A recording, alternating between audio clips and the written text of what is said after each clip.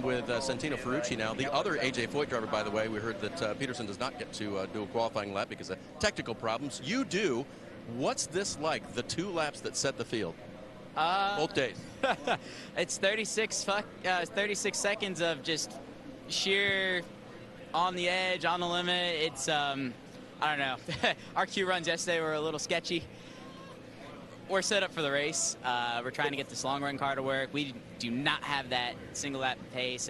As you saw earlier, we had Novak out there checking the weepers and you know, making sure that we don't have any of water lines on the track, which definitely won't make my life any easier. But hey, we're just gonna go out there, send it, have fun, and see what happens. What do you feel about this place, though, overall? And it's different than anything else you guys do.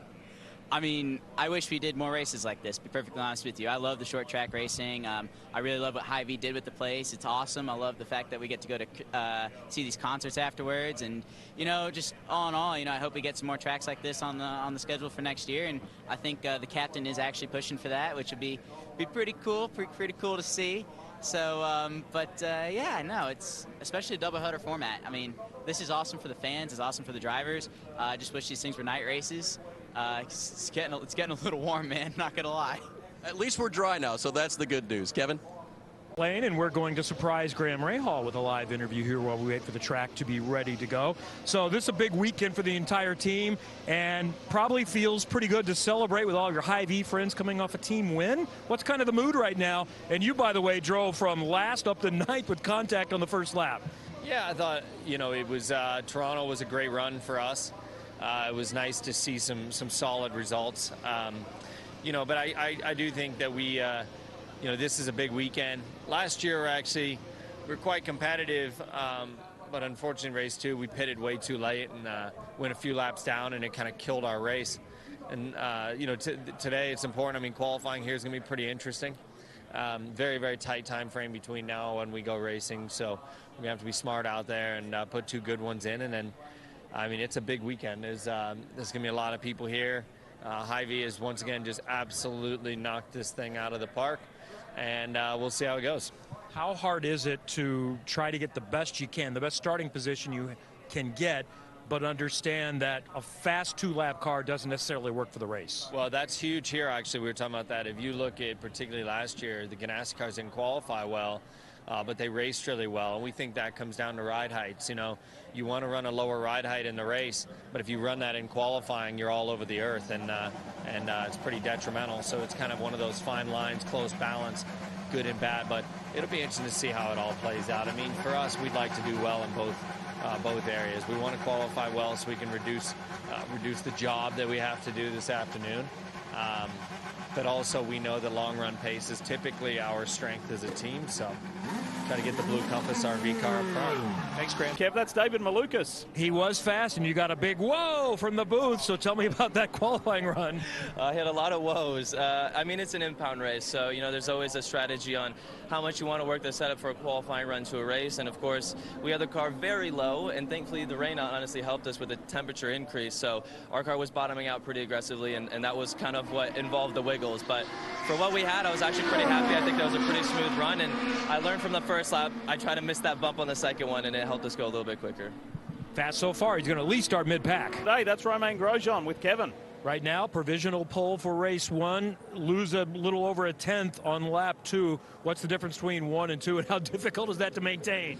I had a big moment in turn 3 on the second lap, so I mean, that's what I'm very proud of my first lap, honestly. I mean, we'll see what the other guys are doing. There's some fast car coming, but I mean, it's all going to be about hard eggs. So qualifying, it's great to be fast, but I think we mainly have a good race car. That's Joseph Newgarden with Kevin.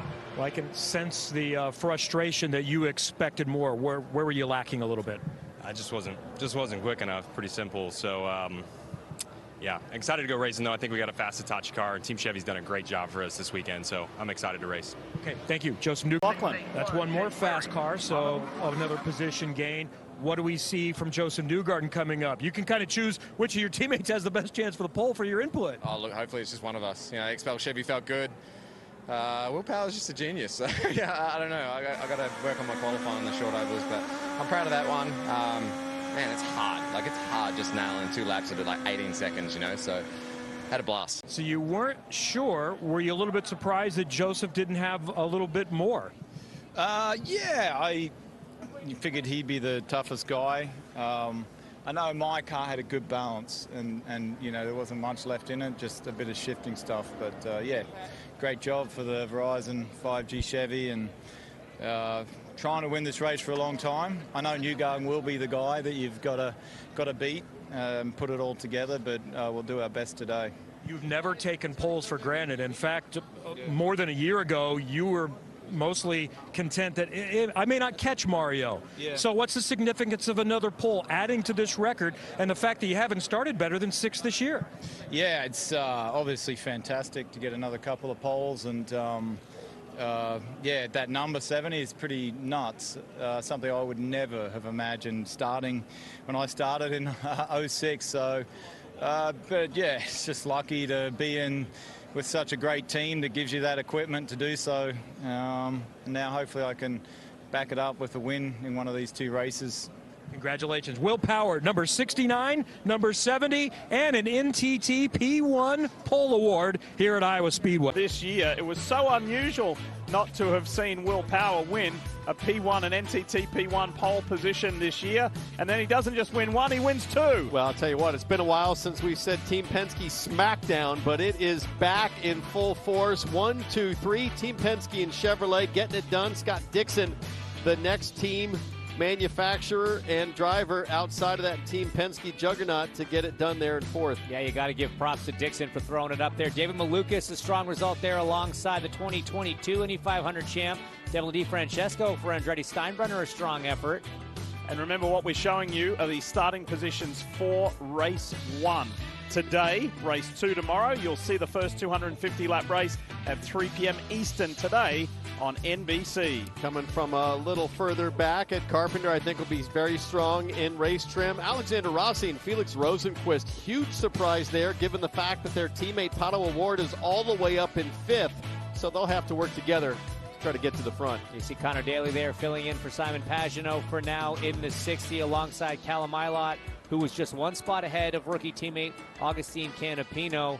And then you see the AJ Foyt entries and Stingray Robb filling out the back row.